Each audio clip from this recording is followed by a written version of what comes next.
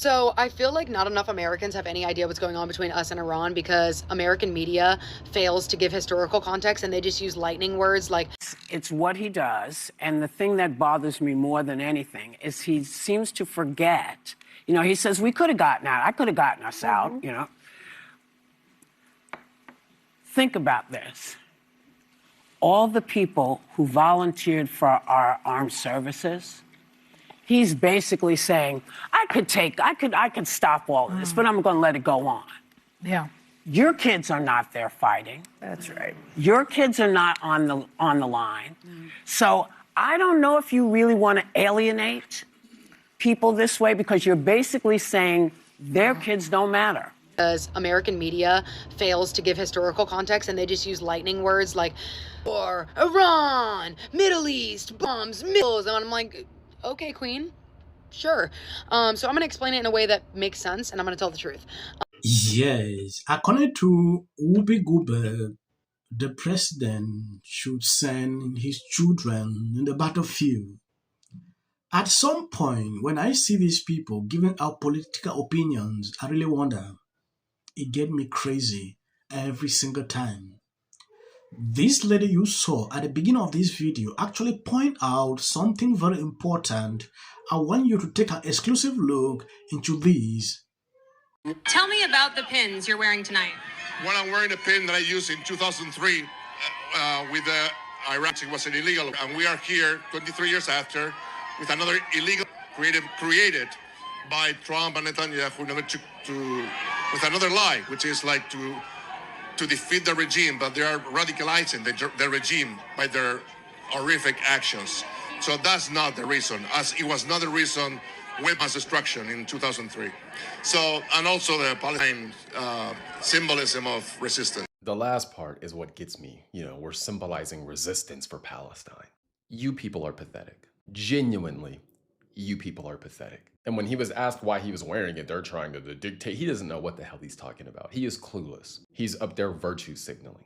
That's it. Guys, look at me. I'm moral. I'm virtuous. Pat me on the back. Help me feel good about myself. That's all this is. About oppressed people. If he truly cared about oppressed people, he would not be not wanting us to remove the theocratic, oppressive, dictatorial regime in Iran. Tens of thousands of their own unarmed civilians because they were voting against them after this regime has run this country or that country into the ground. That's why I don't take these people seriously. That's why they make me want to throw up in my mouth. We stand against oppression.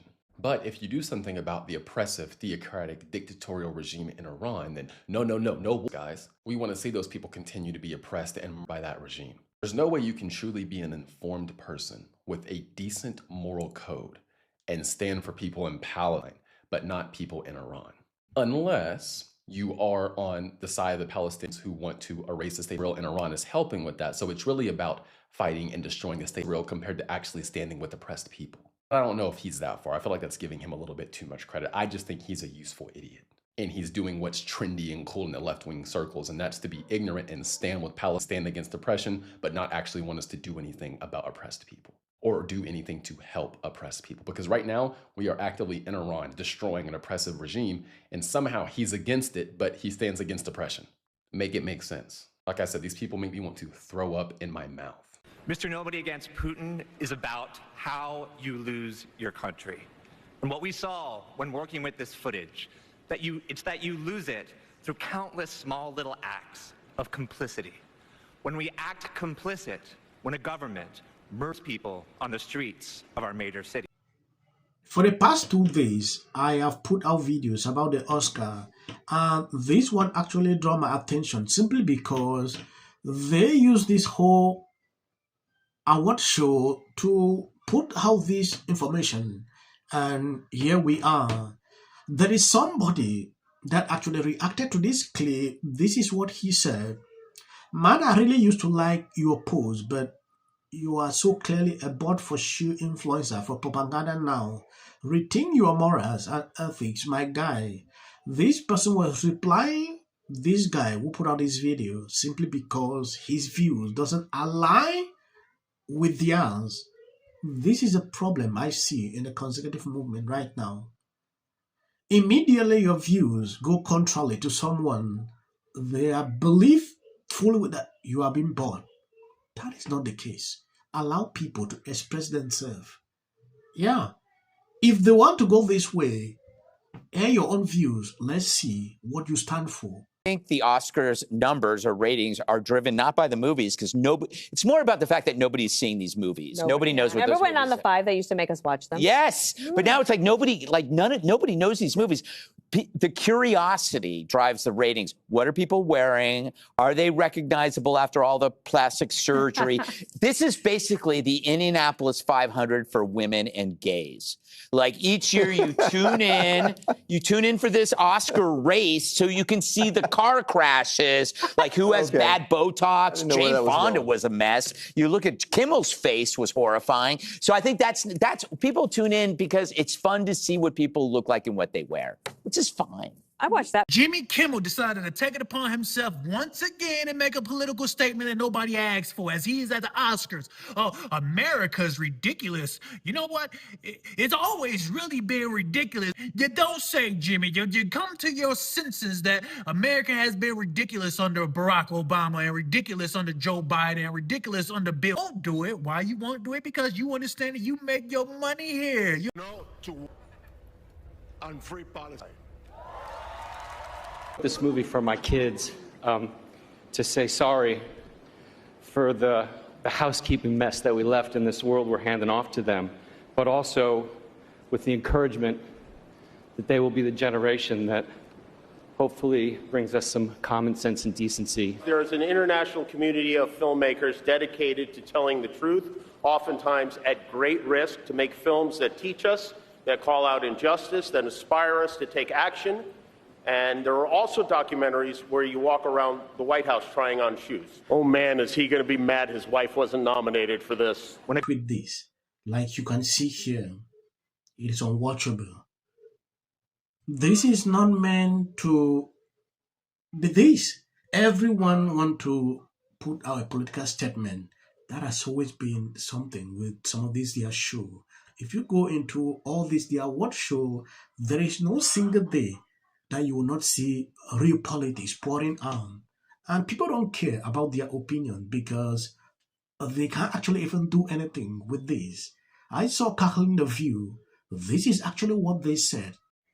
When you take a look at these, Oscar ratings hit 17.9 million viewers, down 9% from last year and lower since 2022. Someone replied, it is not the Oscar, it is the movies. The movies are absolute trash. No one has seen the trash movie, or no one is buying that. The trash movies are worthy of some major award. So you can clearly see that these people are tanking every single year because of their propaganda that they put out. Look at this. I think I'm going to end here. I want to appreciate people supporting, sharing out the videos. God bless you abundantly. As of the short clips at the end, that is for the white algorithm. You can always skip. No, I mean, what did you think about how political issues were addressed last night? Not only is he a great actor. How cool is that? Look at that. But when like a great person is also a great actor and gets the award. And his mom. Remember when in the previous awards where he thanked her? I think, you know, I've said this often, you know, when you do have a platform and you're comfortable with it, I think that you should use it, especially when we are in the middle of war.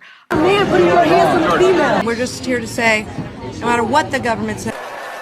Let's talk about your Palestine remark. 26 Oscars were messy, with multiple celebrities called out on stage, huge winners, shocking losers, a little fight as the celebrities were exiting the venue, and how Timothée Chalamet had a pretty bad night. So here's everything you need to know happened at the 2026 Oscars. So unfortunately, Timothée Chalamet was dragged all night, on stage and on Twitter. He lost Best Actor, the award he campaigned for. Room are some of the most important TV and film executives in the world, people from every background, but they all have one thing in common. They're all terrified of Ronan Farrow. Anniversary of the Oscars So White campaign, someone must wear a ribbon that says, "We won." Out on the buffet, they're just hearkening back to our founders. As Paul Revere declared on his famous ride, one if by surf, two if by turf.